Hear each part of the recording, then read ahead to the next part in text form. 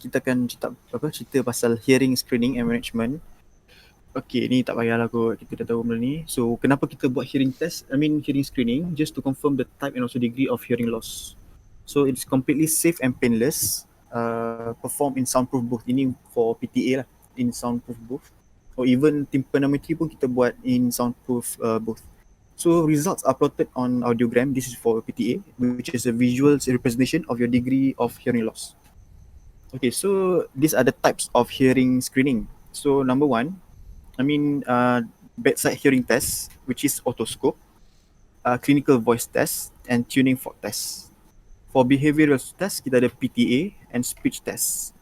For electrophysiological testing, mostly for neonates ataupun infant, kita pakai OAE, auto acoustic emission, and also auditory brainstem response, ABR. Okay, so dia ni types of hearing screening yang kita buat untuk infant. Okay, for newborn baby 0 to 30 days, kita buat evoked auto acoustic emission, but not every neonate kita buat lah. Okay, yang ada high risk, lepas kita tengok ada high risk screening and also universal screening. ABR pun sama, for 1 to 12 month. Okay, for hearing test for toddler 1 to 3 years, kita boleh play audiometry or VRA. And for more than 3 years, kita boleh buat PTA and also tympanometry lah, macam adult juga. Okay, bedside hearing test. Kita start with clinical voice test. Okay, tapi ni tak banyak praktik lah dalam clinical kita dulu. Tapi tak tahu, aku baca tapi interesting juga. Okay, lepas ni aku explain. Assess each ear independently by masking contralateral ear. Okay, kita masking it by gently press on the triggers and produce sound to distract. Okay, bukan just letak tau, kita kena produce sound, kita kena rub the triggers, so it produce masking lah. And then put another hand near patient's eye to remove visual cues, and distance should be 1 arm length. Dia bukan rub triggers kan, dia rub our finger kan. Oh, rub our finger. Rub fingers, yes. Okay, ni explanation lah, macam mana kita buat voice testing as a screen to detect hearing impairment.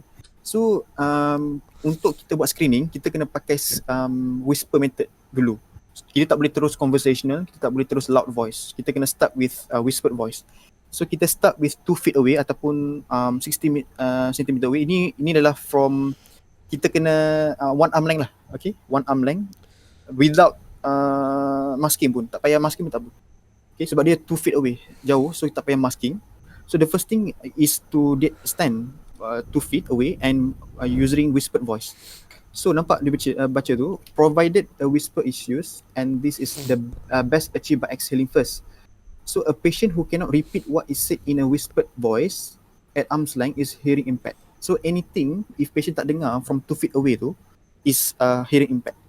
Okay, nanti kita tengok severity dia. Is it mild, okay, moderate ke, severe or profound. What type of test yang kita nak buat? Apa perkataan kita nak pakai? Untuk children, kita pakai benda biasa je. Contoh macam bus, aeroplane macam tu. But for yang adult, kita pakai nombor and also letter. Contoh 5B, 5B ataupun 1B. Tapi every time you repeat test, every time you buat test whisper conversational, you kena tukar. So that patient tak ada confusion and also patient tak copy lah from the first test.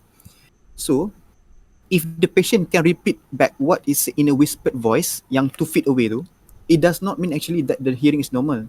Sebab normal hearing, memang whisper boleh dengar 4 meter away. So, bila patient yang ada 2 meter, bila dia buat 2 feet away, dia boleh dengar. So, kita tak boleh exclude this patient normal ke tak normal. Okay, dia sebab normal patient boleh 12 feet away, 4 meter away. Okay.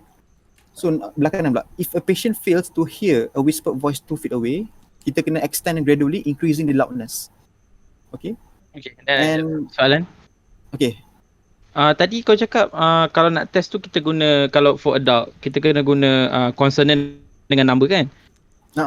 Tapi maksudnya dia ada specific number tak? Maksud aku bukan maksudnya macam dia kena 4 consonant ke? Oh, maknanya kalau dua macam contoh 5A tu dah cukup lah. Tak perlu macam 5A, 3C. Boleh juga macam tu. Tapi dah cukup 5A saja. Kau boleh tambah 5A, 3, dua benda 5A. Macam tu dah okey dah lah. Okay, tak apa. Kalian Okay. So belah kanan, if a patient fail to hear a whispered voice, kita kena extend, gradually increasing the loudness. Okay. Tapi kalau patient yang threshold dia, yang voice and distance level at which ni nanti.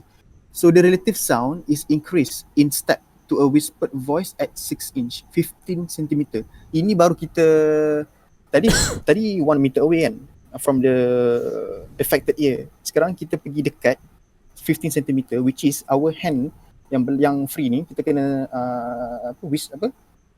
masking yang belah sana. Okay. Lepas tu bila lepas kita test tu, kita buat conversational 15 cm, which is 50 cm. I mean whispered voice yang 50 cm. Lepas tu conversational voice at 2 feet. Kau kena jarak balik yang 2 feet. Kau kena lepas tangan, kau buat 1 arm length tapi pakai conversational voice. And then kalau tak boleh juga, kita dekat lagi conversational at 15 cm, which is tangan dekat patient kanan. I mean dekat patient punya telinga belah sana. And then kalau tak, loud voice 2 feet away, and then loud voice at 6 inch, sama juga, dekat balik. Okay, tengok ni sekejap. Okay ni. Okay, screening for hearing impairment. Nampak tu, individual with an average speech more than 30 decibel hearing loss are unable to hear a whispered 2 feet away. So maksudnya, okay, korang tengok table tu lah, whisper nampak 60 cm, 12 decibel. Okay, so maksudnya patient yang hearing loss more than 30 decibel, macam 40, 50, dia takkan dengar yang 12 decibel ni. That's why kita kena dekatkan sikit 15 cm sebab 34 decibel. So patient yang boleh dengar 15 cm at 15 cm 34 decibel, so dia mild. Nampak tu yang bawah tu, mild to moderate. I mean normal less than 30 kan. 30 to 70 is mild to moderate. So if patient boleh dengar 34 decibel at 15 cm whisper voice, so kita boleh kategori patient mild to moderate. Nampak? Lepas tu kalau tak boleh juga, macam tadi aku cakap, kalau dia tak boleh dengar yang bedalah ni, tak boleh dengar yang 34 ni, kita dekat lagi kan. Kita buat conversation tapi dekat 2 feet away, 60 cm, 48 decibel. So patient yang mild moderate still boleh dengar juga, sebab dia 30 to 70 PTA, 30 to 70 decibel. Sebab yang 60 cm is 48. So within that range lah, within that 30 to 70 kan. So patient with mild to moderate boleh dengar lagi yang conversational. So ini untuk kau nak nak differentiate between normal and also mild to moderate is only by whisper 12 cm, I mean 12 decibel je.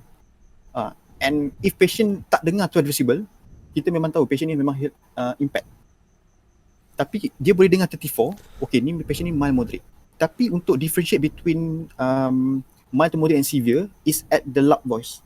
Kalau loud voice dia 76 decibel, dia tak dengar juga. Okay, this patient is severe to perform impairment. Sebab dia dah 76. Nampak bawah tu, more than 70 decibel is severe to perform impairments. Kau faham tak dia punya table ni? Kalau tak faham cakap. So then kalau whisper kan, kita start dengan whisper. Whisper dulu. So kita whisper at 60 cm dulu. Yang jauh tu, yang 2 feet away tu. Okay. 60 cm, which is 1 arm length lah. Okay, so kalau patient boleh dengar, settle lah.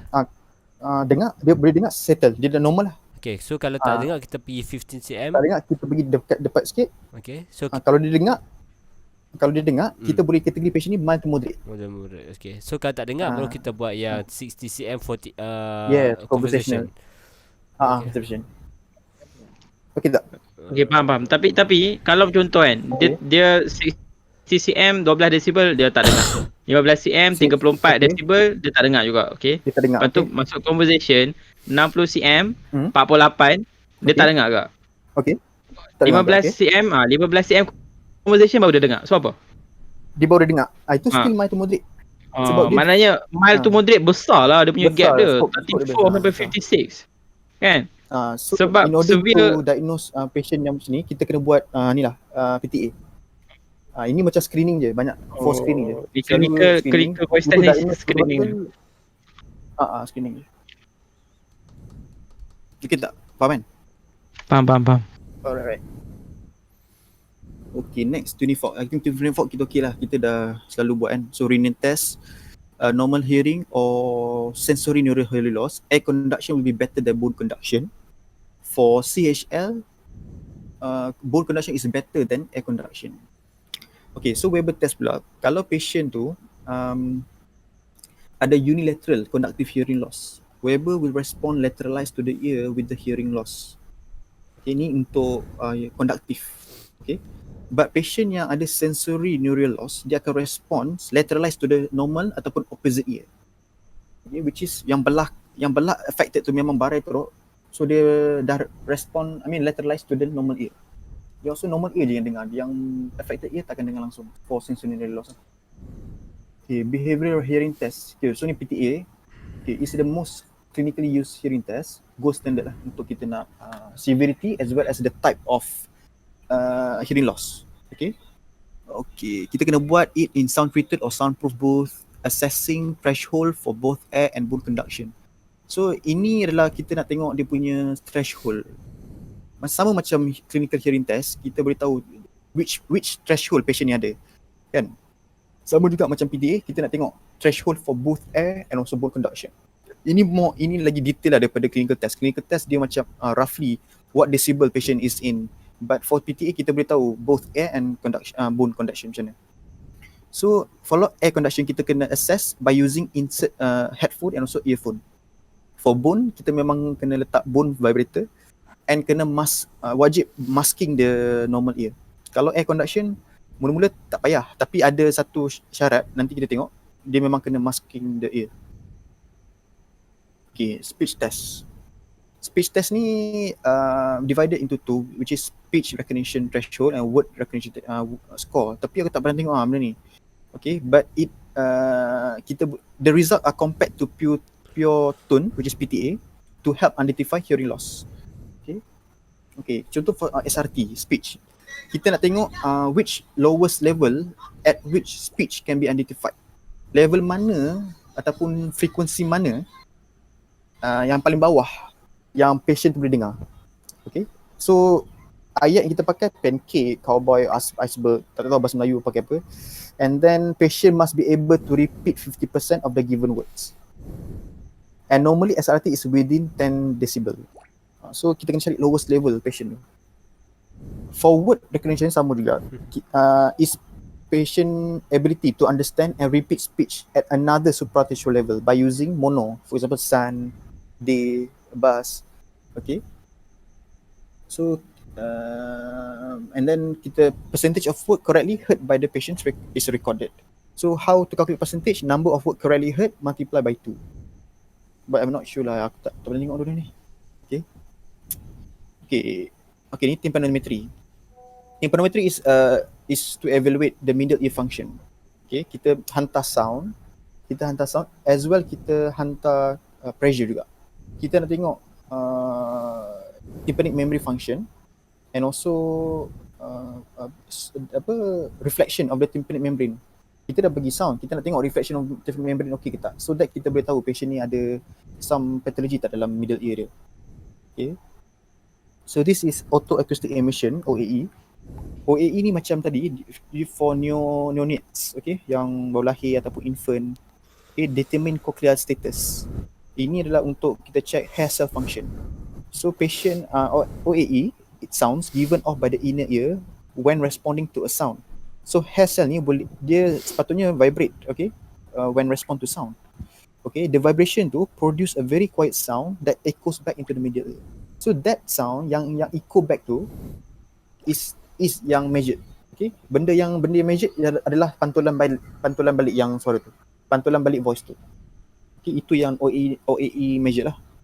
Okay, so ini how AOE is done is small earphone or probe is placed in the ear and then kita letak sound and measures the sound that come back. So ini ABR sama juga macam dia untuk neonates, for infant, assess function of cochlear and brain pathway for hearing. Ni more to sensory neural hearing loss lah. Kita tengok central lesion, okay. For example like cochlear pathology lah, acoustic schwannoma, determine threshold for newborn. Okay, ni neonatal hearing screening program. macam tadi bukan semua neonate kita buat. So kita ada high risk neonate hearing screening program. So these are the list of high risk neonatal hearing screening. So number 1, patient yang ada family history of hereditary childhood sensory hearing loss, in utero function, infection, CMV, rubella, syphilis, birth weight less than 1.5, ototoxic medication, APGAR score 0 to 4, bacterial meningitis. So ni adalah indication untuk kita buat hearing testing. Okay, for universal pula, dia boleh buat in all newborns delivered in respective hospital prior to hospital discharge. But I don't think so kita buat, but adalah practice juga. Okay, ini dia punya ni lah algorithm kalau kau nampak So high risk of ataupun all non-neonates kita kena screening with ABR ataupun OAE. Okay, kalau result dia pass, kita terus discharge. Tapi kalau tak juga ataupun kita kena tak juga, kita kena refer and buat second screening with ABR. Result kalau tak juga, kita kena buat diagnostic assessment by referral to the pediatrician ke apa ke, and then result atau boleh juga intervention. But anything yang pass between that, memang kita discharge the patient. Macam ABR apa atas nama? Acoustic. Audiometry brainstem. Okay. Sekejap. Benda yang dia bubuh something kat kepala tu. Bubuh something. Auditory brainstem response. Ni, okay. Okay, ni tak payah. Okay, ni paling penting okay, PTA. So non-invasive subject testing. So down ni berapa kali ulang ni. So AC and BC will be recorded separately for each year. Each year. Indication is to measure threshold of AC and BC will tell the degree and type of hearing loss, mild, profound, CHL or SNHL. Progress of disease and response treatment. Okay. So interpretation lah. Normal untuk kita yang boleh dengar ni, AC and BC threshold ni kena closely follow in the range of 0 to 20. Dia tak ada bone gap. Dua-dua ni tak ada bone gap. Okay. Kalau kita buat right ear, dua-dua AC and BC tak ada bone gap, dia akan follow to 0 to 20 decibel. So this is normal. But for CHL, BC is normal but AC is reduced. Macam kita buat renal test, AC is always better. BC is always better than AC in CHL. So in PTA pun sama juga. BC is normal but AC is reduced. So dalam graph tu kita nampak bone gap. BC kat normal dekat 0 to 20 decibel. Tapi yang AC tu dekat bawah, dia dah barai, dia dah jadi hearing loss. So kita ada bone gap. So BC is better than AC. So kita boleh conclude patient ada CHL. So, kalau for sensory hearing loss, both AC and BC are reduced. So dua-dua memang below, more than 20. Tak normal pun. Dia tak within 0 to 20. Dia more. Okay, dua-dua reduce in SNHL. Kalau mix, both AC and BC are reduced, but AC is more reduced than BC. That result in airborne gap. Macam tu lah beza dia. I think korang faham ni. Macam yang so, 0 to 20 tu airborne gap ke apa? Tak, normal. Ni, nanti tunjuk graf Okay, severity for normal nampak 0 to 20. Kalau mild 20 to 40, moderate 40 to 60. Moderate severe pun ada So 60 to 75, severe 75 to 95, profound more than 95 lah. Alright, so ni contoh graf nampak Okay, for normal nampak tak dia punya, okay, korang kena faham tau. Okay, nampak sekejap sebelum ni. Okay, right ear is always red, warna merah. Okay, merah. So ingat, red dia kanan, left ear blue. Kalau air conduction is continuous line and BC is interrupted line. So anything yang diorang buat dalam lab tu, after result tu, kalau korang nampak continuous line is always AC, kalau interrupted line is BC lah. Okay, nampak dong. Normal. So this is right ear sebab dia red kan. Continuous line and also interrupted line. So nampak tu patient on range of 0 to 20 kan. So within that range, so this patient ada normal punya hearing function lah. Dua-dua nampak. Dia punya AC pun normal, BC pun normal. So tak ada bone gap and this patient is normal lah. Okay, for conductive hearing loss, kita ada nampak tu patient ada airborne gap. Dia punya bone BC, bone conduction, nampak tu ada interrupted line dekat atas tu 0 to 20 kan, normal kan. Tapi dia punya apa tu? Dia punya AC. AC, air conduction dekat 40 tak So dia ada bone gap between that. So patient ada conductive hearing loss. But kita boleh cakap lah patient sebab dia 42 something So kita boleh cakap patient ni ada moderate. Nampak ni? Ya. Okay, nampak 40. Yep. Oh betul lah, BC dia normal tapi AC dia reduce kan. Betul. Yes, reduce. Okay, so kita ada bone gap, so patient ada CHL. Nanti korang refer lah which severity ni. Aku 40 ni is moderate lah. Okay. And then causes dia. Causes ada mass, ada middle ear infection or fluid. OME ke. Tak faham. Okay, apa tak faham? A conduction yang mana, atas bawah? Dia A conduction Conduction jarak kan? Conduction tetap ni merah tu kanan soal. Ni biru, ni left. Tengok Left ear je. bentuk dia soal. Yang X tu kalau plot X tu AC. Okay. Kalau yang BC dia plot dia macam C Arrow. arrow. Interrupted. Bone conduction supposedly straight Bone conduction dia within 10 to Tak, 20, meaning dia normal lah. Normal lah. Sekarang ni AC dia tak bone within conduction 10 to 20. So dia reduce. Reduce.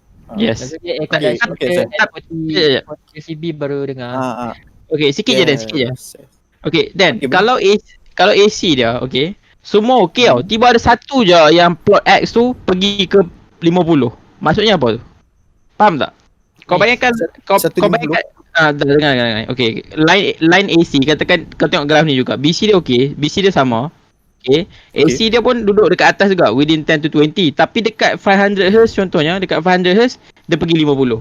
Tapi yang lain semua within 10 to 20 yang Hz frekuensi yang lain tu. Kalau macam tu boleh jadi tak? Faham tak? Faham. Maksud aku. Okay, so maksudnya dia ada bone gap dekat 500 Hz je. So maksudnya kalau macam tu kita still consider dia conductive hearing loss ke ataupun macam mana? Aku tak rasa lah sebab dia jarang lah aku dapat macam tu kot. Oh dia memang tak macam tu Dia kalau macam barai memang BC dia semua barai lah kat mana-mana. Betul Syah, aku tak. Dia boleh jadi tapi dalam sensory neural dia ada certain high frequency, dia ada deep. I see. Maknanya both graph AC dengan BC dia akan dekat certain Hz akan barai. Certain threshold dia worse. Tapi dia tak ada lah macam jalan Tapi normal. tak ada satu je.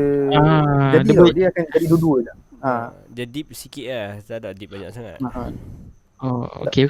Tak apa. Maybe nanti kita tengok graph. SNHL lah apa ni. Kita tengok ni. Okay. Go. So kalau causes dia ada mass, middle ear infection ataupun professional FTM. Okay, force SNHL nampak tu. Kita ada dia tak ada bone gap. Patient tak ada AC between BC, dia tak ada bone gap. Tapi lama-lama bila frekuensi increase, dia punya decibel threshold dia makin lama makin increase. Tapi dia pun ada dua akan jadi drop. Dua akan drop. Dia takkan satu drop satu normal. Dia akan dua drop. So patient ada SNHL. Okay, sebab SNHL dia bukan dia teruk sangat. Dia boleh dengar tapi at certain frequency dia akan jadi drop. That's why contoh patient with cochlear abnormalities, abnormality of the auditory nerve or central auditory pathway. So this is patient yang right ear lah, merah, and also kita boleh tengok BC dia tak ada bone gap but gradually progressed, gradually drop lah macam tu. So this patient ada SNHL. For mixed hearing loss, okay, tadi mixed hearing loss kita ada dua akan reduced, but dia punya AC akan more reduced than BC.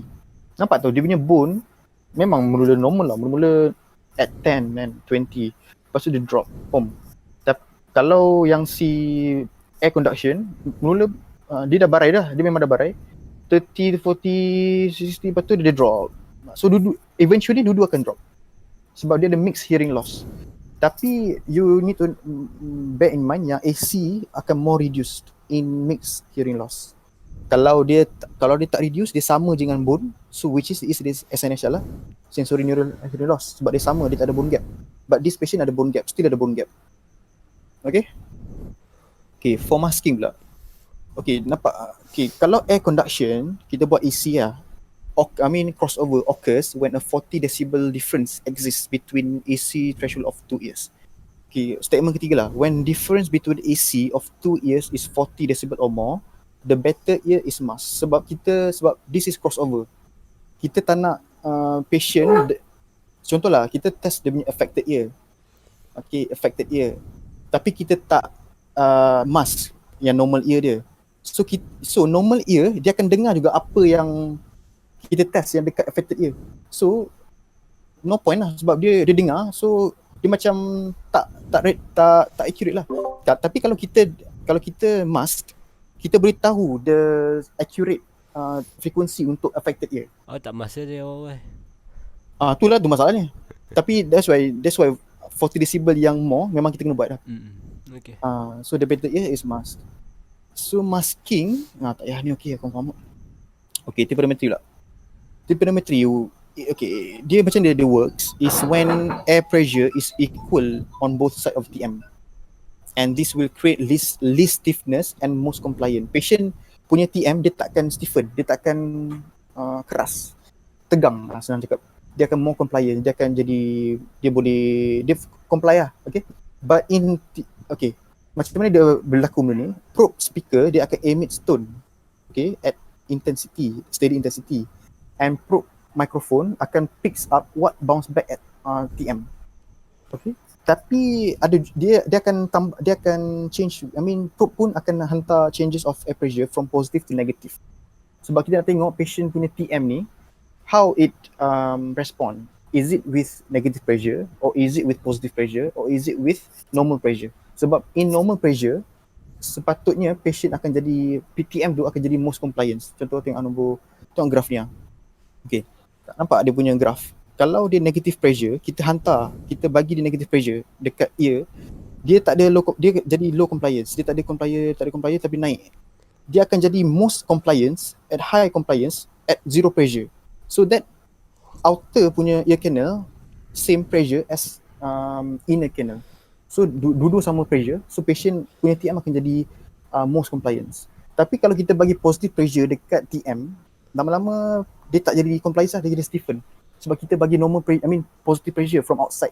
Tapi padahal dekat TM, middle ear kita, dia negatif ataupun dia normal lah. So that's why tak ada compliance, dia akan jadi stiffen. Okay, nampak tu. Kita ada many types, we have 3 types of tympanogram. Okay, it's either type A, type B or type C. Middle ear is more efficient when AP is equal on both sides of TM. Okay, and what means by equal, which means 0 and 0. Itu normal lah. Okay, so when least probe is picking up, most is getting through middle ear lah. Okay, so at this peak, the AP behind the TM must therefore be the same as that in the outer ear canal. So bila kita nampak patient ada peak, also this peak at this pressure, dua-dua ada normal pressure lah. Okay, same pressure, senang. Okay, type A, kita tengok type A. Refers to eardrum which is normal limits. Dia dalam kategori normal lah. Okay, at zero pressure, dua-dua kosong, dia jadi more stiffen, most compliance. Okay, and yeah. But for type B nampak korang yang flat, yang bawah sekali, yang flat je, indicates little or no TM movement. Dia suggestive fluid. So maksudnya patient yang ada fluid lah dalam middle ear, yang ada OME ke, okay, yang ada otitis media with smooth pus ke kan, dia memang teruk. Kita bagi negative pressure pun dia tak ada compliance. Kita bagi normal pressure pun tak ada compliance. Kita bagi high pressure pun tak ada compliance sebab dia ada pathology dalam middle ear tu. So no pressure changes as well as no sound bounce back. That's why patient ada hearing loss. Okay, for type C pula refers to abnormality middle ear negative pressure. Okay, contoh kita bagi dia negative pressure. Okay, kita bagi dia negative pressure, tapi dia paling compliance dekat negative pressure. Kenapa? Sebab dekat dalam inner ear kita, yang middle ear kita, ada something pathology yang causes that middle ear have negative pressure. Faham tak? Kita bagi negative pressure. Kenapa at negative pressure TM boleh jadi highest compliance. Sepatutnya tak boleh. Sepatutnya at zero yang most compliant in normal patient. Tapi dekat negative pressure pula dia jadi most compliant sebab dalam pun ada negative pressure. So bila dalam negative pressure, apa patologi contoh dia? So for example like eustachian tube punya obstruction. So bila kita ada obstruction of eustachian tube, contoh ada NPC kan, fossa vrasimolar tu ada NPC, dia obstructed terus kan. So dia cover the block. So dia jadi negative pressure. So bila after kennel kita bagi negative pressure juga, so patient dia punya TM akan jadi the most compliance. Padahal tu tak normal. Dia still tak dengar juga sebab dia kat negative pressure. So bila kita bagi dia normal pressure, dia tak compliance, dia akan jadi reduce, dia akan jadi stiffen. Dia lepas tu bagi positive pressure dia tak boleh juga sebab dalam dah negative pressure. Okay, confirm tak? Faham. Faham. Faham. Okay. Boleh. Ni contraindication Kejap. kalau Kejap. okay. Kena rasanya belakang. Okay, yang ni Okay. kena tahu normal, AD kena tahu normal peak berapa size, berapa dia punya height. Tak issue. Berapa 0.9 aja. 0. Tak lah, tak ingat. Ada saya tulis juga. Tak apa, nanti aku check. Okay. Tapi kan ASAD tu normal ke tak? ASAD Ada dia yang nampak yang second tu kan, dia AS shallow and AD. Dia tak normal lah. Dia sebab sepatutnya macam Syafiq cakap, dia memang ada satu normal range tapi tak ingat berapa. Kalau patient yang shallow, dia memang ada peak dekat highest compliance dekat negative, dekat zero pressure lah. tapi dia less compliant lah. Sebab tu graf dia kecil bawah sikit. Dia tak tinggi sangat lah dia punya peak. Tinggi sangat. Dia still Yang AS tu atas sekali kan? No, AS tengah. AS tengah. AD mana? AD yang paling yang paling atas gila. Paling atas tu. So maknanya yang paling bawah tu normal ke apa? Bukan? Kita Patutnya tengah normal lah. tengah normal lah. Sebab Tapi yang AS tu bawah sekali. sebab dia shallow. AD disarticulation yang paling tinggi yang 15 tu. Dia tak ada langsung, dia tak tahu bila dia nak comply terus. Tu dia tulis satu lah. Sebab tak nampak sangat apa daripada stream ni, tak nampak dia punya. Okay, nanti aku bagi gambar ya. Okay. Apa tengok dalam slide. Contraindication, autoimmune defect lah. Takkan kau nak letak atresia. Kalau ada patient ada stenosis atresia, kita akan letak anti-impeno kan, tympanometry tu. So autoria pun tak boleh, atresia media. Kalau bulging tak payah letak. Kalau ada foreign body, atresia wax. Okay. So hearing rehabilitation, hearing aids ni okay, boleh lah. Okay, so importance dia, in babies, once hearing loss is detected, hearing rehabilitation is performed as early as possible to avoid speech and language delays. Ini common sense lah. Kalau patient tak boleh dengar, dia tak boleh nak belajar apa yang orang cakap kat dia, so dia susah nak communicate, also language and speech will delay lah at future. Okay. For children and teenagers, even student with mild hearing loss will show poor academic achievement. So it is better you fix that hearing impairment lah. For adult pun sama, require intensive hearing rehabilitation to restore their communication abilities. So hearing aid kita ada instrumental ataupun implant. These two instrumental is common. Hearing aid kita ada conventional hearing aid, implantable hearing aid. Kalau implant kita ada cochlear implant, ABI. Okay. So instrumental device these are the types, okay, of hearing aid device. So hearing aids is device to amplify sound reaching the ear. Okay, kita memang patient tak dengar, tapi in order to dia nak dengar, kita amplify the sound. So most of the aids are air conduction. Okay, so air conduction hearing loss and also bone conduction hearing loss. Hearing aids. Okay. So I think boleh baca ni, tak ada benda. So three part, kita ada microphone, amplifier, receiver. So this is just physiology lah, how it works. So these are the conventional HA. Kita ada behind the ear, mini behind the ear, in the canal. But mostly yang in the ear ni semua adalah custom made. Sebab dia nak fix dia punya telinga. So nampak in the ear, custom made semua ada. And then behind the ear pun ada. But this I think just you may be offered lah one of the following. Dua-dua ni boleh offered, mana yang fit you, mana you nak. Okay. So indication of HA, sensory neural hearing loss. So any sensory neural loss kita boleh offer patient for hearing aid. Okay. For deaf children, yes, of course, sebab patient need speech and learning punya feedback kan. So in severely deaf children, kita boleh pakai binaural aids, one for each ear and individually fitted are more useful. Conductive deafness pun boleh juga pakai, tapi yang dia refuse surgery ataupun yang fail surgery. Okay, kita bagi je patient, contoh patient ni lah, CSOM kan, yang dah letak grommet insertion yang tak boleh nak, still tak boleh dengar lagi even with grommet insertion. So kita memang kena buat hearing aid. So bone anchored hearing aids ni tak payah. Ni memang dia anchored dalam tu lah, dia buat surgery, dia letak dalam mu implant lah senang cerita. So bone anchored hearing aid, so it's actually implant.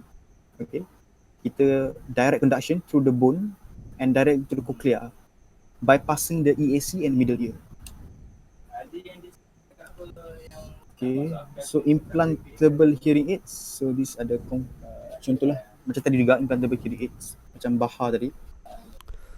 Okay, so implants, cochlear implant. So kita an electronic device that can provide useful hearing and improve communication, who have severe to profound sensory hearing loss and who cannot benefit from hearing aid. Kita dah bagi di patient hearing aid, tapi still tak boleh juga, and patient ada severe to profound hearing loss, kita bagi patient implant, cochlear implant. Dia akan produce electrical stimulation of the auditory nerve. So memang dalam lagi lah, dia memang sebab dia cochlear ada barai kan, so kita tukar implant baru, so kita boleh stimulate the auditory nerve. Okay, bilateral severe to profound SNHL, little or no benefit, no medical contraindication. Ni semua adalah candidates for cochlear implantation. So complication, kita ada facial paralysis because you know lah, dia facial nerve pun travel to the middle ear, inner ear kan, so boleh jadi cause to the facial nerve. Wound infection, device failure, CSF leak sebab kita dah invade to the intracranial lesion kan, sebab dia dah dekat temporal bone dah kan. So most probably boleh jadi CSF leak lah, and also meningitis. So for leg complication, patient yang ada pain at the site of implant, okay, otitis media. ABI is directly stimulate the cochlear nuclei complex in the brainstem. So maksudnya kita akan place the implant in the lateral recess of the fourth ventricle. Okay. Macam brainstem implant lah macam tu. Sebab Dan belakang kan yang PN8. Yo. Tadi seorang hilang. Hello? Hello? Okay. Dengar? Dah okay lah. Alright. So assistive device for the deaf. Tak payah. Training, speech reading, auditory training, speech conservation. Okay. Let's say boys. Okay. Okay. Alright, thank you.